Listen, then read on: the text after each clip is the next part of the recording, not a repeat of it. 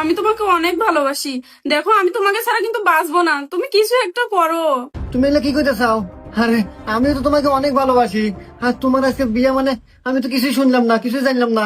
আচ্ছা দাঁড়াও, আমি তোমার জন্য সবকিছু করতে রাজি আছি। আমি আর তুমি ভাইগে যাবো, ভাইগে যা বিয়ে করবো। তুমি একটা কাজ করো, তোমার বাড়ির পাশে যে বাগানটা আছে, তুমি খালি ওই জায়গাটায় আসো। আমি ব্যাগটা গোছায়া রেডি হইয়া আমি আসতেছি। তুমি তাড়াতাড়ি আসবা কিন্তু, হ্যাঁ? আচ্ছা ঠিক আছে, তুমি তাড়াতাড়ি এসো। আপুরে, তোর তো কপাল খুলে গেছে। কেন, কি হয়েছে রে? আপুরে, শুনলাম দুলাভাই নাকি অনেক বড় লোক, সরকারি চাকরি করে, মাসে 1 লাখ টাকা বেতন পায়। তোকে নাকি 10 ভরি স্বর্ণ দিব, আবার শুনলাম বিয়ের পরে হানি মনে নিয়ে যাবো, তাও আবার সুইজারল্যান্ড। থাক, আমি গেলাম, কাজ আছে। না, এত দেরি করে কে? রাত হয়ে গেল, একটা ফোন দেই।